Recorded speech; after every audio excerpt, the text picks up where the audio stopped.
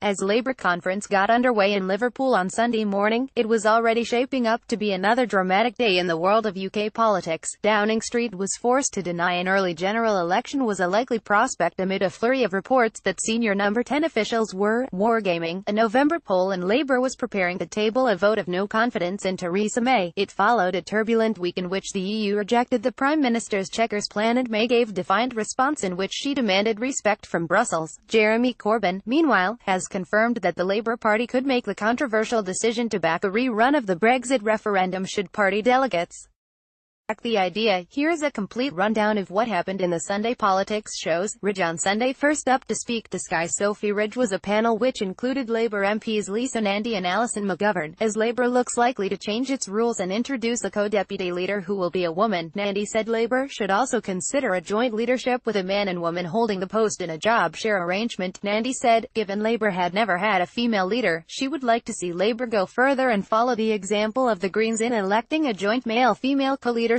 team. I don't really think this is enough, the Wigan MP told Sky News. I really welcome this announcement from the NEC today. I think it's absolutely essential that we have got a woman somewhere near the top of the party, but I don't think that should stop at deputy leader. I think we should have this sort of system for leader as well. I would like to see these positions open to job sharing, a bit like the Green Party. The decision by the party's ruling National Executive Committee prompted speculation over female MPs like Emily Thornberry, Angela Rayner or Rebecca Long-Bailey seeking the deputy post as a springboard for an eventual bid for the leadership.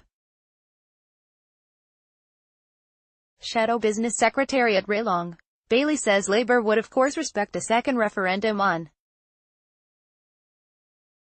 but adds that she has reservations. She said she wanted an election if Theresa May could not get her Brexit plan through Parliament, but added, Jeremy Corbyn was elected to democratise the Labour Party, and, although it's not our position policy-wise, if members decided at this conference that they wanted to have a people's vote or second referendum, of course we would respect the membership. On Sky News Sophie Ridge on Sunday, she said she had reservations about another vote because the government might be able to skew it in particular directions to secure the result they wanted. She would not say another vote would lead to civil disobedience, as Shadow Cabinet colleague Barry Gardiner has suggested, but people would find it quite concerning and it needs to be looked at very carefully. I'd probably vote Remain, but I'd look at what the question is on offer. At Tom_Watson is asked how he would vote if there was another. He stressed it was not yet Labour's policy to hold a second vote. That is not the view Jeremy and I take. What we have said and still want the conference to support is that there is a meaningful vote in Parliament on the Brexit deal, and if we can't get a meaningful vote then there should be a general election. Asked if a second vote would be in Labour's manifesto for the election, he said, it seems to me inconceivable that if the Labour Party conference decides that it wants a manifesto pledge on a people's vote that we would defy that decision. The Labour heavyweight said he voted to remain in the EU in 2016, and I think it's highly likely I would probably vote Remain in the next one, but I would look at what the question is on offer and I would want to know what the deal is that comes out of the negotiations. If that happens, Watson acknowledged there was always a danger that a conference resolution could be a fudge, but when it comes to a second referendum I'm sure there will be words on offer that will allow the party to come to a fixed view on that. Senior at Conservatives MP at Nicky Morgan 01 says she does not support a second referendum as it is the responsibility of MPs to step up and sort out. There are particularly a lot of the hard Brexiteers who want to bring the Prime Minister down, she told Sky News Sophie Ridge on Sunday. This is not a move that would help the country in order to get to the best position after Brexit, which does least damage to the economy. That is what we as Conservatives should be focused on. Europe has always been a big fault line in our party, but the majority of the parliamentary party and, I think, the membership want us to focus on getting a good deal that supports the economy and then moving on. The BBC Andrew Marr Show and the idea of a second referendum. At Jeremy Corbyn says, let's see what comes out of conference and then obviously I am bound by the democracy of our party. What we are not going to do is be dictated to, he said. We have come up with a serious set of proposals.